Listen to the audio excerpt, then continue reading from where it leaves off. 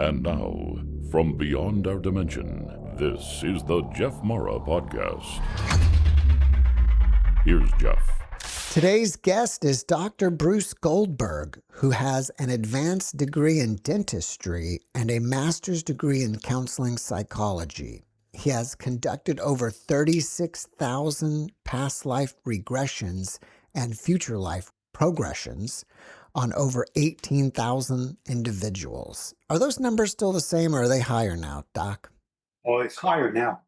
They're higher now. All right. Well, I need to update your bio. Anyways, Dr. Goldberg has returned today to talk about OBEs, NDEs, and COBEs. Doc, welcome back. It's great to have you. Thank you. It's a pleasure, Jeff, to reincarnate with you. So this is basically an ascension interview or talk. And we're going to be going into out-of-body experiences, of course, are the mechanism of ascension. And we're going to be describing the different types, different dimensions, how you recognize which ones you are. And for the benefit of your audience, I'd like them to be able to experience what we're doing rather than just hear about it. They're going to learn a lot during this hour. So the way to do this easily, or the most efficient way, is to make my magical offer that I always make to your audience. If they order my book, Exploring the Fifth Dimension, from my site, not from a bookstore, because they won't do it. Exploring the Fifth Dimension, if they order from my site, mention the podcast, they will get the book autographed, of course, and they will get a free CD titled Fifth Dimension Travel, which will guide them out of the body. Now, the book, of course, deals with out-of-body experiences, teleportation, and parallel universes. So it will go into a lot of the theory and case histories. So just to keep that in mind. So that free CD offer is good forever, by the way, even beyond this podcast airing. In every universe, every parallel universe, throughout eternity. So they can always, if they hear this months from now, the offer will always be available. Just mention the podcast and mention the book in the free CD offer. Now, to begin to discuss this, we need to break this down into the types of out-of-body experiences. The first type is what most people hear about, even though you never want to experience it, and that is the near-death experience. A near-death experience is when you're in like an OR, or you could be anywhere, and you actually have an accident or drug overdose or something, and you clinically die for 3 or 4 minutes, and then you're revived. Now, usually you get this in the OR, somebody's having a heart attack or some other cerebral vascular accident or stroke. Now, when that happens, very important, the electroencephalograph will be flatlined. That means you're dead. That is the legal definition of death. If you're flatlined, that means you cannot have any brain activity. However, during the time when people have the near-death experience, they go through the tunnel with the white light and the spirit guide or higher self, the entity helping them and this and that, or they perceive other information. People say, well, this is a hallucination, or this is some fantasy. Not with a flat EEG. You can't have any visual brain activity. So therefore, this is one of the evidences that we know near-death experiences are real, and why we know that there's life after death, because near-death experiences is a transitory short-term death, because you are clinically dead for a period of just a couple of minutes. So that's one type. The second type is the one that I work with, and I train people to do this, is the regular OBE, out-of-body experience. Now, think of it this way. When you go to sleep at night, you go through a very complicated 4-stage sleep cycle. Stage 4 is the REM cycle. That's rapid eye movement. That's your dream cycle. When you're dreaming, you're actually out of the body. The soul leaves the physical body, occupies a spiritual body. We'll discuss the dimension shortly. And let's say it goes into the astral body to go to the astral plane. It leaves a clone of itself to monitor your physical body, so you're not going to be possessed. And then it goes into the fifth dimension. That is an out-of-body experience, like you're floating on the ceiling or traveling around the universe. That is a regular OBE. Now, those are the two types people know about. The third type is one that relates to ascension. And this is a technique I developed many years ago. And actually, it comes from the ancient mystery schools of ancient civilizations. So this is a very well-known documented technique.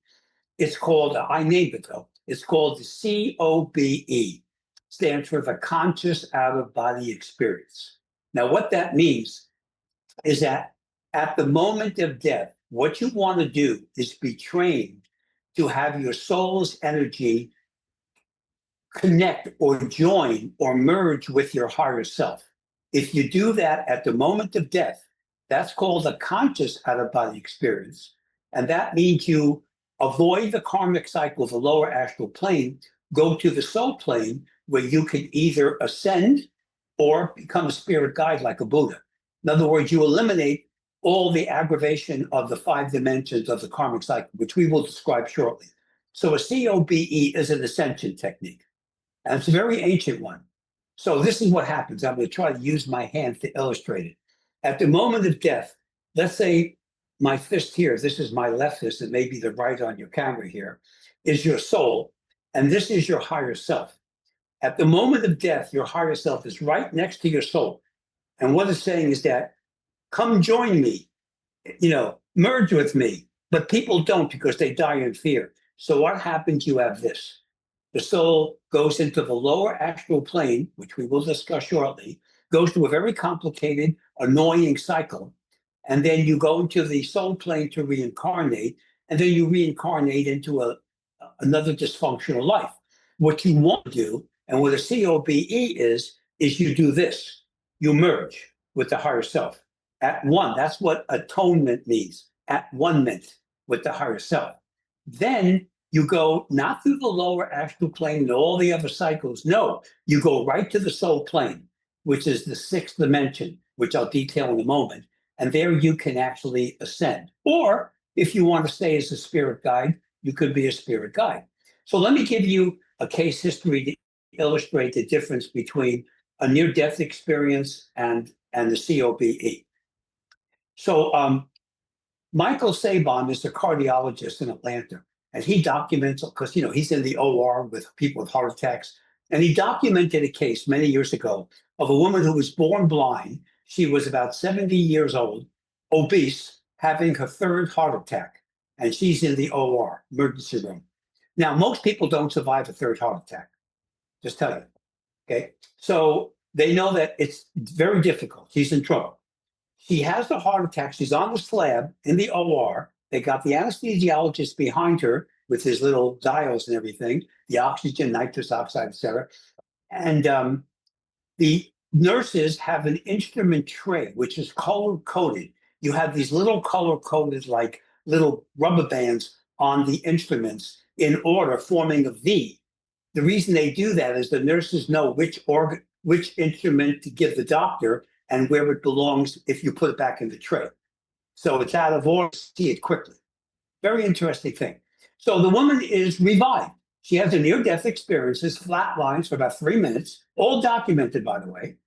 And Michael Sabon, great cardiologist that he is, revives her. So now she's back, done, okay? She's alive, right?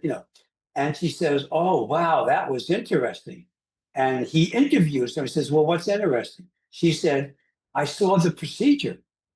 She's blind, born blind. He goes, what do you mean you saw? What'd you see? She goes, well, the nurses were there. You had these instruments in a V with the little rubber bands. She knew her blood pressure reading. How do you do that? By the way, the blood pressure reading is behind her head. She didn't get up and turn around, and she can't see anyway. This is a fully documented case of near-death experience. One of the most documented. Ray Moody reports it in his early books. So that's an example of a near-death experience. Now, the conscious out-of-body experience case is a little bit more complicated, so I want to simply describe it. Way back in the old days on the East Coast, I was working with a woman. She was about a month from death. She had cancer. She going to die, and she was very poor, lived in a very low-class neighborhood. Her best friend took her to my office for appointments, and her goal was she wanted to see what her next life is going to be like. In other words, she knew she was going to die, nothing we could do about it, but she wanted to have faith that there's going to be a future rather than just a black hole. Okay, got that? So I'm working with her, and she's a very nice woman. And as I'm working with her, she tells me about her background. She's a very insecure woman. When she was a young girl and young adult, she used to play the piano. And she loved playing, but she can't now because she's got arthritis and she's near death. And she was very insecure. So the nickname that she had was Iffy. That's what everybody called her, because she would say, if I do this, if I do that, she couldn't make up her mind, very indecisive. And when I'm working with her, she says, Doctor, I have someone that's helping me during the sessions. It's a spirit guide. And I said, what's the name of your spirit guide? And she goes, Shamani. Now, that's a Native American name. This is a woman from a blue-collar redneck background in Baltimore, Maryland, okay, right? So I work with her. She's very nice, and she's learning the system. About 3 weeks later, her neighbor called me to tell me that she died. But she died with a smile on her face. She was relaxed. There was no depression. There was no pain. Everything was fine. Okay. Now, 9 years later, I get a call from the Midwest, a woman from Kansas. And she says, I need you to work with my daughter. She saw me on TV or whatever, heard about me. And I said, what's wrong with your daughter? She goes, she's possessed. And I said, okay, bring her over. So they come to Baltimore. This is a 9-year-old girl, 7-year-old girl. And I said, so what's wrong with your daughter? She goes, well, she has visions. She tells me that she's worried about her family and that she's got cancer and that she's alone and isolated. She's 9 or 7 years old, and she's a straight A student. She's very active. She's got a lot of friends. She's a very empowered person as a child. And I said, okay, so I'm working with the girl. I'm getting her history. Number one, she plays the piano, and she's very good at it. Okay. Number two, even though she's a very confident, empowered young lady, she likes to be called iffy. And when I'm doing the sessions with her, the superconscious mind tap, of course, in those girls at that age, they don't use the term spirit guide. They would say angel. She goes, Doctor, I have an angel with me. And I said, what's your angel's name? Shamani. So Edna, which was the original patient, the one who died of cancer, reincarnated as this young lady, Sandra, I think the name was, and with a good future life, no health problems, obviously 7 years old, but this is an example of a conscious out-of-body experience. Even though she still had to reincarnate, she reincarnated with a very positive spiritual life rather than the life that she had in her previous life. So that's an example of a COBE. Now, to show you an example of one thing I want to share about a near-death experience, to show you how ancient this is. There's a portrait painter from the Middle Ages named Hieronymus Bosch. You may not know who he is, and most of your podcast viewers won't know who he is, but he's a very famous painter from the Renaissance. And this is the year about 1500. He painted a four kind of section artwork for the Vatican, and it was called Here and the Hereafter, because they were big on death and, what goes on after death. This was the Vatican, negotiating this.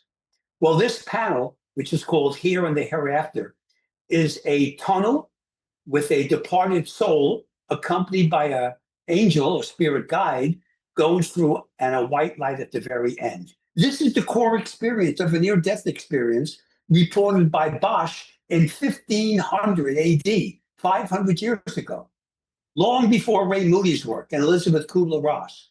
Okay, that tells you. Now it's even better. You go back 2,300 years ago to ancient Greece, Plato, in Book 10 of the Republic. Now, the Republic is a 10-volume series. Books 1 through 9 are kind of boring, but Book 10 is the big one, because at the end of Book 10, Plato describes a warrior by the name of E-R. He was killed in battle, so now he's a hero, right? So what they're going to do is they're going to put him on top of a funeral pyre of a bunch of wood, like logs and things, and they're going to light it up and have a ritual ceremony.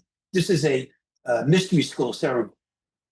So is at the top of this pyramid of wood, okay, all ready to light it up. And just about when they start to put the flames in there, sits up and says, "Oh my God, I've been to heaven." He had a near-death experience because he wasn't dead. They didn't know in those days when people were just having a coma or, some sort of near-death experience. And he stood up, and Plato documents that in Book 10 of the Republic. That's 2,300 years ago. Okay, you got that? So near-death experiences are real. It's a very documented example of an out-of-body experience. Now, in addition to having an out-of-body experience, there's a term and technique I developed about 25 years ago called the IBE. Now, what is IBE? It stands for in the body experience. You are doing an out-of-body experience, but you don't float on the ceiling. You're in your physical body, but you're using your fifth dimensional senses. So you could see a ghost or a poltergeist or an astral body, or you could use your hearing and hear things that people on the earth plane can't hear. So this is called an IBE. And when I do my hypnosis sessions, hypnosis actually places you into an IBE state, as does meditation, which is the same thing as hypnosis, actually. So that's what people will have. They'll say, "Doctor, I had an OBE, but it didn't leave my body." But you did. It was an IBE. Now, when you do that, whenever you go into the fifth dimension, you are now an ultra-terrestrial. Think of that term. Not an extraterrestrial, an ultra-terrestrial. And all communication in the fifth dimension is telepathic. So you don't verbalize anything. And time is all simultaneous. So that's why you can perceive past, present, and future events. In fact, people with near-death experiences have reported precognitions, future events that have been documented, okay? Because they're in the time, space-time continuum. There are no physical laws as we know about it in the fifth dimension. And in near-death experiences, separated from the other two, namely the OBE and the COBE, with an adult, not a child, you get a panoramic overview. So if somebody's having a near-death experience, they're going to get a review of their life supervised by their higher self or a spirit guide, either one. Where a child will have a near-death experience too, and we documented that, but they don't have a panoramic overview. Okay, and a regular out-of-body experience does not have a panoramic overview either, just the actual near-death experience on the adult. Now, these are all based upon ascension. So what is ascension? Because we're going to go into the dimensions in a moment. Ascension is when you eliminate the karmic cycle and you rejoin the God energy complex, whatever you want to call it. Heaven, nirvana, the pleroma, if you study Gnosticism, which I recommend. It's a brilliant philosophy, by the way. I really like it. So what happens is you're going to go through the karmic cycle, which is 5 dimensions, which we'll deal in a moment. And you wind up on the soul plane, which is the 6th dimension. And in that dimension, or on that dimension, you're going to have your higher self there, and you're going to be merging with your higher self. Now, what happens is you're in your soul plane body. This is the soul plane. Every dimension has a different spiritual body. You're going to reorganize your soul's body to be able to go into the higher planes, which means no more karmic cycle. So you're entering what we call a geophysical time warp opening, where the molecules, or whatever you want to call it, of the soul plane is reorganized, and then you enter into the higher planes, and there's no more body. You are now pure, perfect energy, and you enter into the higher planes, eventually going into the highest plane, where you can rejoin with the God energy complex. So let me detail the dimension to show you how this works. We're on the earth plane. This is the lowest level of the karmic cycle. These five dimensions I'm going to describe are all part of the karmic cycle. The earth plane is, time, space, and matter, whatever we call reality. Every dimension has a sound. The sound of the earth plane is the sound of thunder. So you never want to do an out-of-body experience during a thunderstorm. It's not dangerous, but you're swimming upstream because the sound wants to keep you into the physical plane or earth plane. So you want to wait till the thunderstorm is over before you do techniques. So that's the earth plane. That's where we are now. Now, the next dimension, the one that gets a lot of attention, is the astral plane. The astral plane is characterized by the roar of the sea sound. And it's the plane of emotions. when you're angry or any kind of emotions, it's all exhibited on the astral plane. Now, there's a lower astral plane and an upper. You don't want to go to the lower. It's the only really nasty dimension other than this one, because it's got a lot of bizarre entities, very negative entities that hate the human race. They would like to wipe us out. They can't, but they can create anxiety. So if you have a nightmare, you're on the lower astral plane, where you have all these weird entities, monsters chasing you, all kinds of problems. So the lower astral plane is the source of psychic attack, because every day everybody's exposed to psychic attack. If you're protected, it's not a problem, but most people aren't, which is why they have, quote, bad luck, negative things happening to them. That is the lower astral plane. Now, there's no spiritual growth there, so you're in a bad neighborhood. The upper astral plane is where the higher self hangs out. And that's where you can do things like learn about yourself. You can raise your spirituality. You can see into the future, all kinds of, see your past lives, all kinds of fun things. And there's also a museum on the upper astral plane of the future technology. And that's where guys like Bill Gates and Einstein and Tesla, that's where they got a lot of their ideas. And that's where I developed my famous superconscious mind technique and my future life progression technique. I went to the museum on the upper astral plane. Now, beyond the astral plane is the causal plane. That is characterized by the tinkling of bells, just like you're in a New Age bookstore. And the causal plane is the smallest of all the dimension, and it is where the Akashic records are stored. The Akashic records is like a fifth dimensional computer chip that stores all events in your life, past, present, parallel, and future. And the universe has its own Akashic records too. So you can see the Big Bang Theory if you access this dimension. And we can access the causal plane Akashic records on any of the dimension. But the basic storage of these fifth dimensional computer chips is on the causal plane. Now, most people don't go there when they have out-of-body experiences. It's kind of a boring dimension. The next one is a very important one. This is the mental plane. And the mental plane is characterized by the sound of running water. Now, it doesn't distract you. It's like a very gentle sound, just like if you play an environmental MP3 file, if you want to relax kind of thing, sound of running water. But the mental plane is a very spiritual dimension. The masters hang out there, your Moses, Jesus, Buddha kind of thing, they would hang out there. The sound Om is characteristic of the mental plane. That's where we get that from. The homes in the mental plane have abstract designs, and all the citizens look like little angels. They wear white smocks and they walk around, do their thing. The roads on the mental plane are iridescent blue in color because the dirt on the mental plane is iridescent blue, and they make their roads from their dirt, with a complicated procedure. So if you're driving along a highway, or you're flying above it because you can fly and teleport in the fifth dimension, and you see an iridescent blue road, you're on the mental plane. Now that's the fourth dimension, still part of the karmic cycle. The next one is the last dimension, part of the karmic cycle, and this is the etheric plane. And the etheric plane is characterized by the sound of buzzing bees. It sounds annoying, but it isn't. If you look up in the sky 24/7, you can see stars. It's the largest of all the dimension. Now, these 5 dimensions, physical, astral, causal, mental, and etheric, represent the karmic cycle. That's when you reincarnate. Beyond that is the 6th dimension, which we discussed earlier, the soul plane, which is characterized by floating heads. And it's kind of like a DMZ. It's not part of the karmic cycle, but it's not the higher planes either.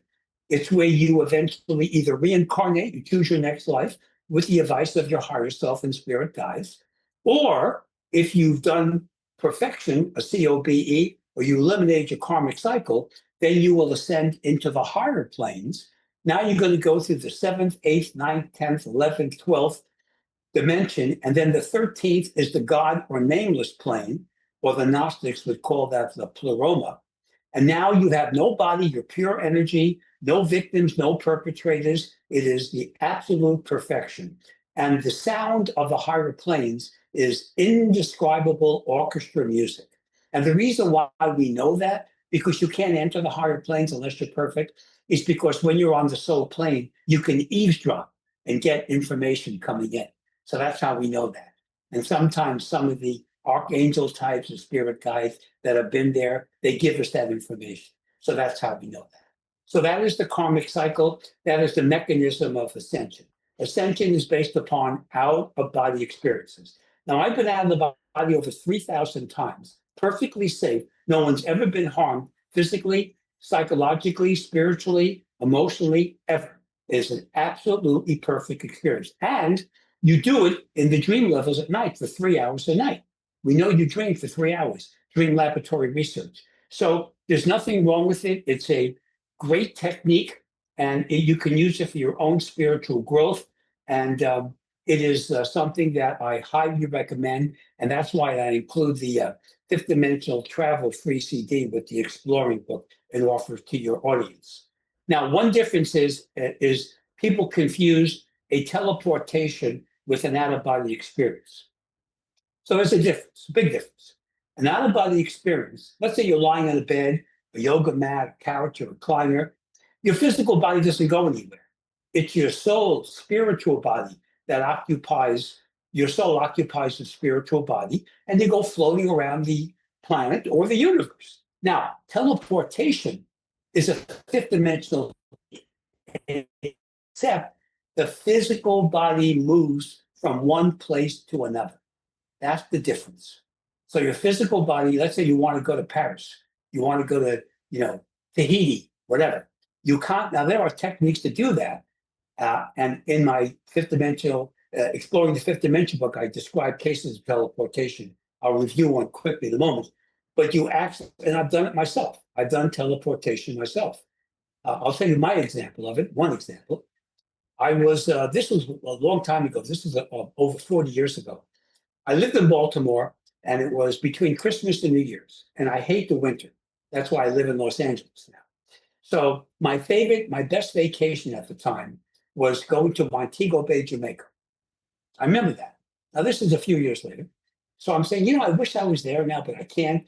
I said, wait a minute, why don't I just teleport there? Practice what you preach, right?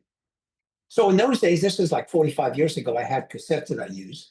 So at that time, I owned 3 dogs, 3 miniature schnauzers. So I go to my couch. Remember, December 28th, it's like 12 degrees outside. I dressed into my bathing suit, got my little radio, my copper tone, all right? I go to the couch, and my dogs are looking at me like I'm weird because they don't know what's going on.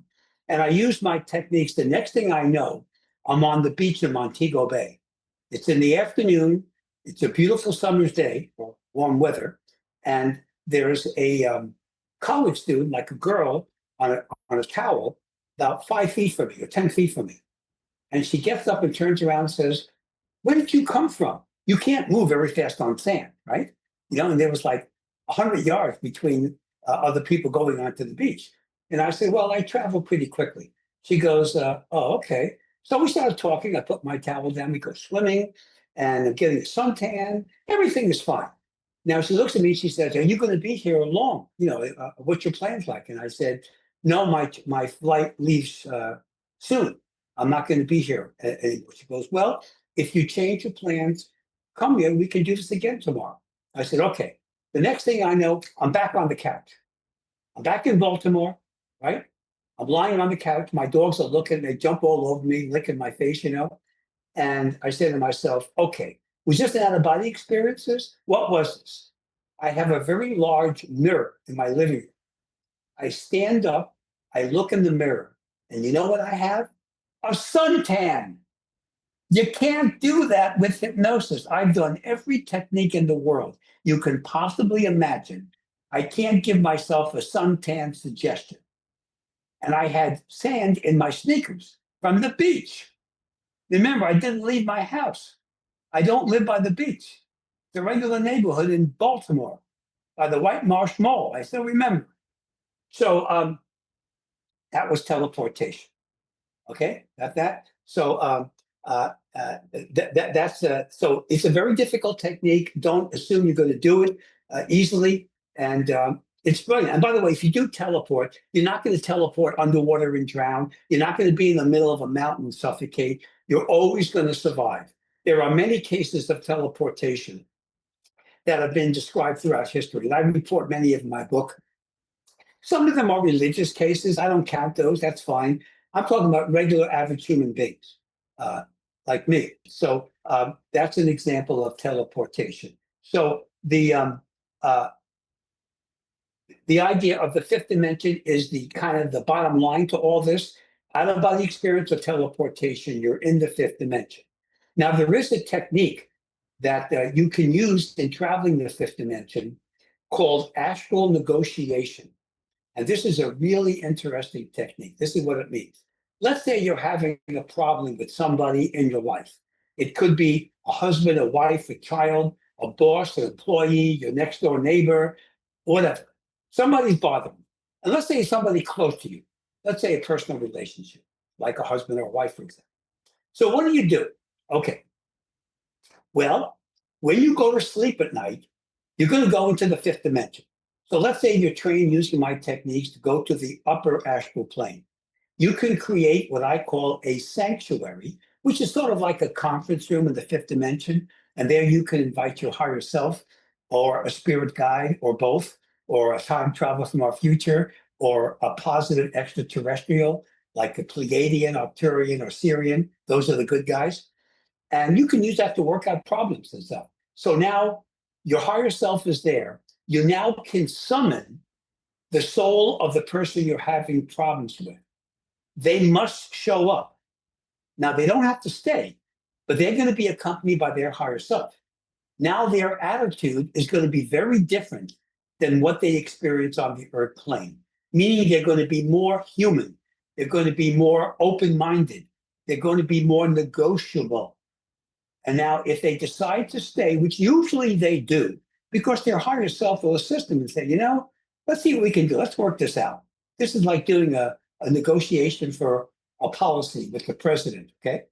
So you sit down in the conference room, you and your higher self, that's your agent, the person, your other compadre with their higher self, and now you work things out.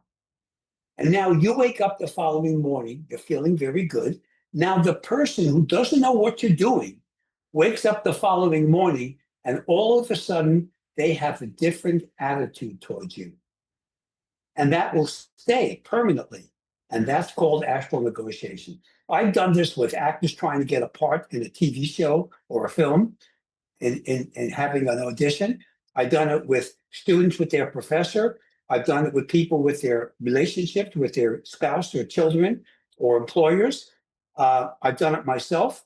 That's how I got some of my TV interviews. I did astral negotiation if I knew the producer beforehand, or even if I didn't. You don't even have to know the name of the person. So this is called astral negotiation. It's a fifth dimensional technique. It's perfectly natural. It's backed by science. We know from quantum mechanics, the string theory, the M theory, about the fifth dimension and about how you actually can travel throughout the fifth dimension. And those are examples of what fifth dimensional travel can be through. But the main theme I'm trying to get along here is the idea of ascension, of growing spiritually. Even if you don't ascend at the end of this life, if you use these techniques, you're going to reincarnate, if you have to, in a much better life, just like Edna and Sandra, that situation. Why not have a better future life? Because most people, if you look at their history of past lives, you can see the same patterns over and over again. Most people don't break their habits by themselves very easily. So why not use this spiritually, not just to improve yourself now, which you can, but you can also do fun things like out-of-body experience, teleportation, accessing your higher self, bringing in spirit guides. And all these things are based upon using the fifth dimension. And these techniques, including the CD I send out for the free CD offer, are really very simple, not complicated at all. I don't believe in complicating life any more than it already is. So that's the basic difference between near-death experiences, out-of-body experiences, COBEs, and teleportation. Earlier, you mentioned psychic attacks. How do we protect ourselves from them? Now, the classic example of psychic self-defense, as I call that, and we could do a future interview on that because it's a very technical procedure. It's based upon, we have an auric field that surrounds our physical body. This is a fifth dimensional auric field. You can't see it on the slab, okay? And this auric, there are 3 auric bodies actually. We'll go into details when we do that interview. And there are holes in your auric field. So now the lower astral entities from the lower astral plane, they're going to shoot out energy, negative energy to you. And because you've got holes in your auric field, you're going to absorb the negative energy. Now, the way to protect it is to access your higher self, which is perfect. The perfect part of your soul comes from the God energy complex, and the higher self will seal the auric field, seal up those holes. And if you do that, the lower astrals can't get to you. It'll be like a gargoyle shield. They will send the energies and zap you, and then the energy bounces off you like Superman in a bullet, and it goes back to them. And it's called a shock and return, where they get like electrical shock when they try to do that. That's like, for example, on the earth plane, there are many black magic practitioners. Oh, it's a very serious field. I wrote a book called Protected by the Light, where I document that. And so if somebody's trying to attack you with a black magic ritual, if you protect yourself, they get the shock and return. And they get not electrocuted, they don't die, but they get a shock. And that tells them, uh-oh, this guy's protected, move on. Don't keep on doing it. Also, by the way, you accelerate the aging process when that happens too, to the attacker, not the person being attacked. So psychic protection, you read about like white light protection. That's okay for a very simple attack. But a white light protection is not going to help you against a medium grade attack. And a lot of these attacks are medium grade. They're much more complicated. And the way to tell you whether you have psychic attack, very simple test. So let's say if you look at your life in a typical month, and I ask my patients this, I say, in a typical month, how many negative events occur in your life? Okay? And they'll say, well, let me see now. My car doesn't start, or I do this, or whatever. 5 times a month. 5 or 6. All right? Okay. Now, that's the average. All right? Now, 1 month, 30 things happening to them that are negative. 30 versus 5. That's a psychic attack. And a medium grade one. Because that is not natural at all. Okay? I don't believe in coincidence. So a psychic attack is what you would call bad luck. There's no such thing as luck. It's energy. Universe only has 2 kinds of energy. Positive energy or negative energy. Just like ions in the atmosphere, we have ions. We have positive ions and we have negative ions, right? There's no neutral ions, okay? So this is an example of showing the way the earth plane works. On the earth plane, we have positive and negative ions. Now, I didn't make up this rule. This is in the literature. I'm just quoting it. The negative ones in the atmosphere are supposedly good for you. The positive ones are bad for you. That's just the way they label it in the literature, okay? Don't kill the messenger. So in the typical atmosphere that we live in, there's a 3-to-2 ratio of positive to negative ions. 3-to-2, which is bad. That means that there's a slight part of negativity. That's why people are neurotic. That's why they do stupid things, and they're angry and they're depressed, and they do a bunch of dumb things to them and their family. Now, if you want to go to negative ions, which are the good ones, you go to the seashore or you go up into the woods. There's no machines because machines create positive ions. So when people go on vacation, don't they like to go to the beach? Maybe they go hiking in the mountains, right? Okay. The best example is Niagara Falls. When I was a kid growing up in Long Island, I always used to hear the story about Niagara Falls. People, when they get married, they would always go there on a honeymoon.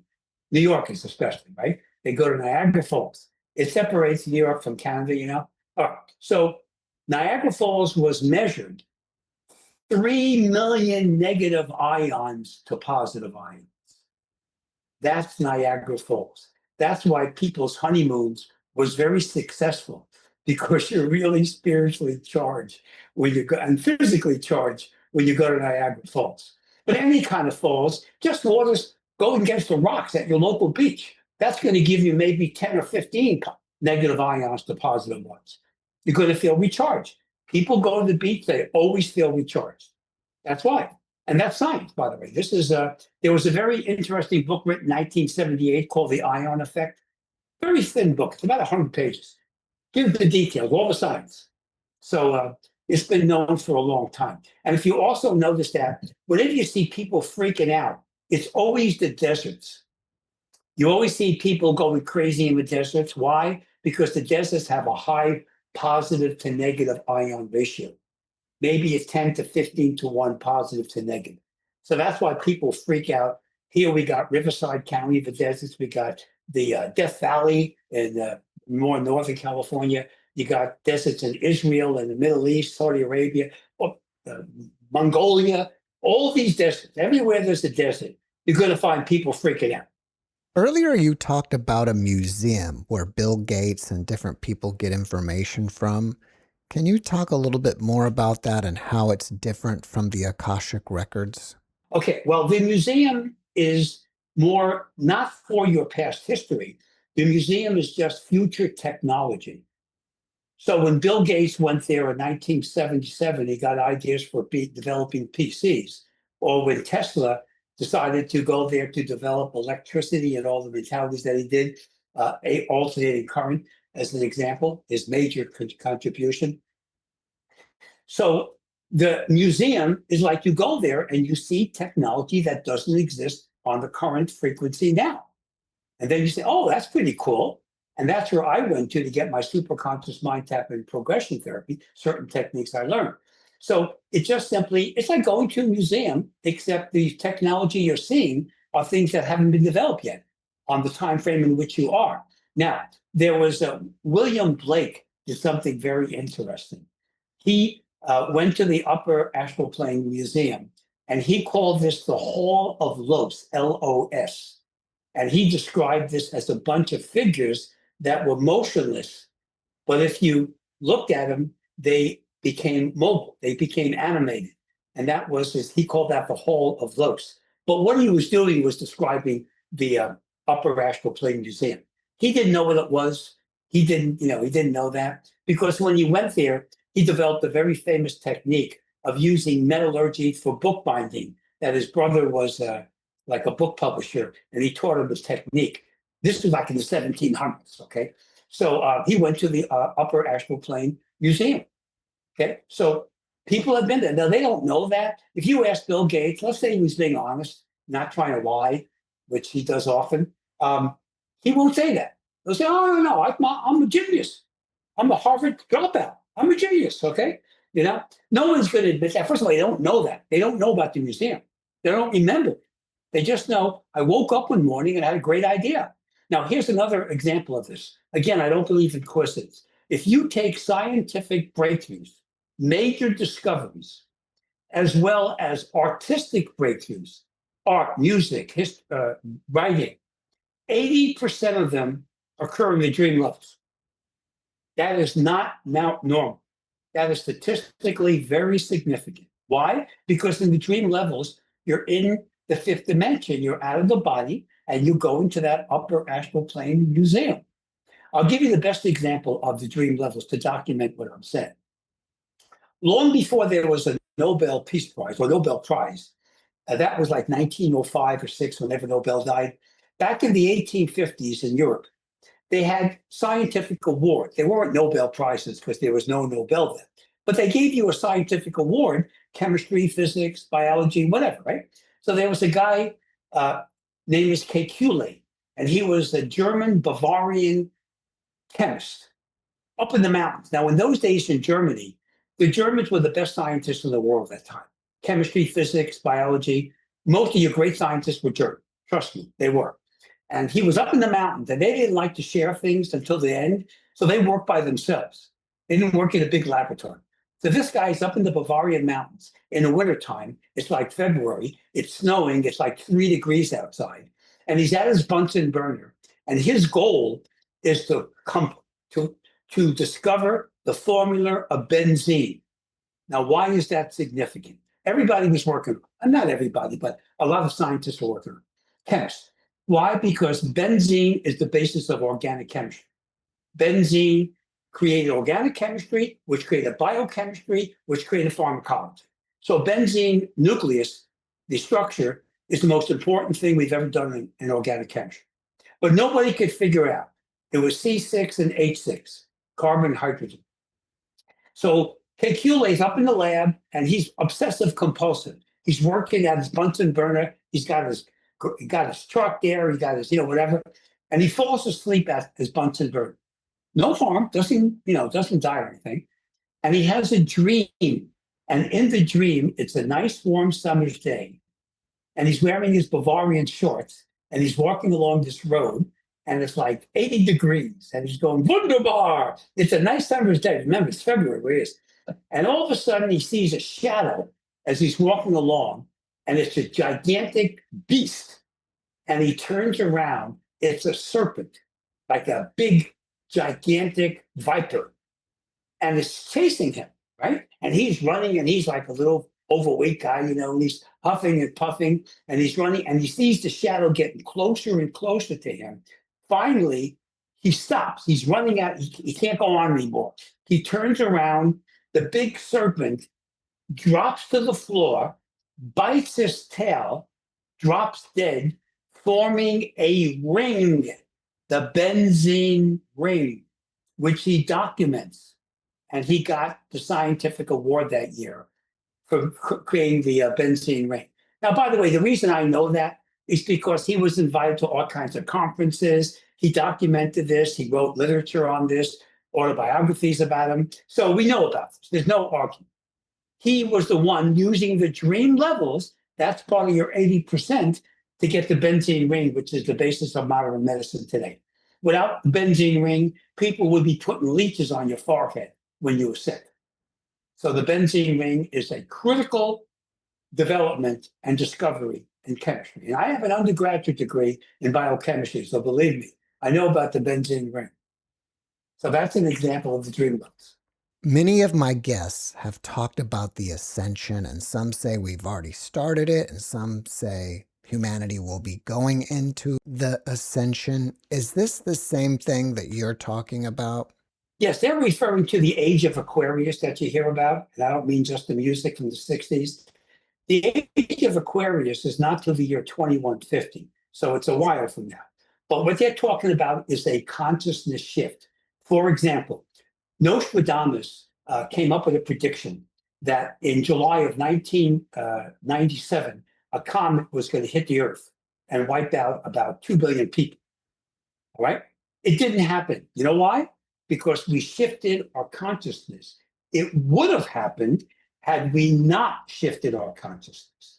Now, you could say it happened in the parallel universe. True. But yeah, we are going through a consciousness shift. I know there's a lot of creepy things going on, terrorism and all kinds of political problems. But by the end of the century, we're definitely going to be going into a much more positive golden age. So we are shifting. And there is a universal energy shift, which is very positive and very spiritual. So what they're saying is accurate. They're just a little bit premature on the timing. After this incarnation, are you coming back or going somewhere else? Well, I have done future life progressions on myself, and I see myself coming back into 2 future lives. I won't discuss them because people like to try to, say they're a psychic and they want to read me. I like to keep a control issue here. But I haven't decided yet. I may also very well just decide to do the ascension technique and bid the universe, at least the karmic cycle, farewell. Well, if people want to find out more about what you're up to, what is your website? Okay, my website is Dr. D as in David, R as in Robert, Bruce Goldberg, GOLDBERG.com. And if they go on the website, if they mention again the podcast and they Exploring the Fifth Dimension book and the free CD offer, I will send them an autographed copy of the book. They have to pay for the book on my site, not on Amazon or any bookstore. They have to order it from my site and mention the author, and they get the free Fifth Dimensional Travel CD. Now, on my homepage, you can also access my YouTube channel. I have about 55 different videos showing me on national television doing techniques, regressions, progressions, the time travel contactee. Jerry Springer's past life is on there. All kinds of fun stuff. Healing techniques are on there. A lot of my workshops in India as well as America are on there. There are articles on there. There are all my books. I have 21 books and about 100 plus CDs and DVDs on there. So there's a lot of material. And every month, the second Sunday of the month, I do a webinar. The next one is on teleportation, by the way. So the second Sunday of the month is a webinar, and it's promoted on the website. So you can see my next thing. The next webinar on the, let's see, this is what, the 9th of November is this coming Sunday, is going to be true cases of teleportation. So I will be discussing teleportation in great detail. But every month I do a different topic. So that's all available on my homepage. So you can. There's also a picture, an artist depiction of what a time travel from our future looks like.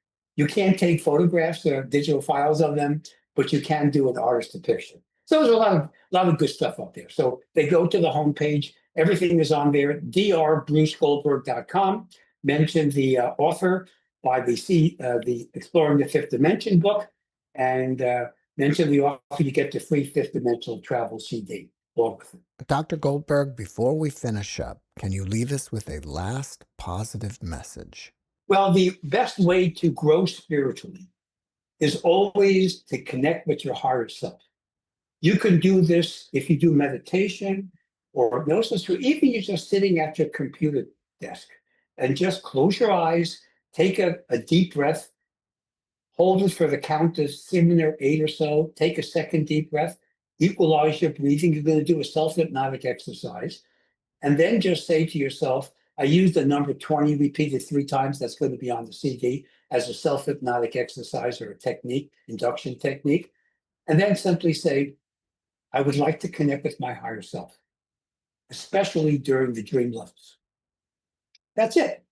If you do that, you're going to go to the upper astral plane at night.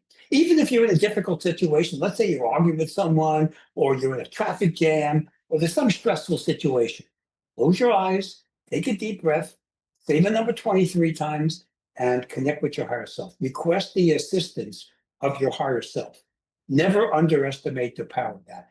Plus, you will grow spiritually as you're doing that. You're going to increase the frequency, vibrational rate of your soul's energy, which is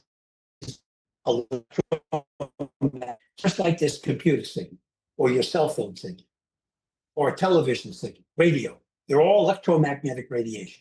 It's harmless. It's the most common radiation in the universe, and our soul is electromagnetic radiation, and we can use it to grow spiritually, just like fine-tuning a TV set. Dr. Goldberg, thank you for your message, and thank you for being my guest again. My pleasure, and look forward to reincarnating with you. Thanks for watching the JeffMara podcast. I really appreciate you. Another way to show support is through YouTube memberships. And if you do, there are loyalty badges and other perks depending on your level of membership. All you need to do is click the join button underneath the video to find out more. Thank you for your support.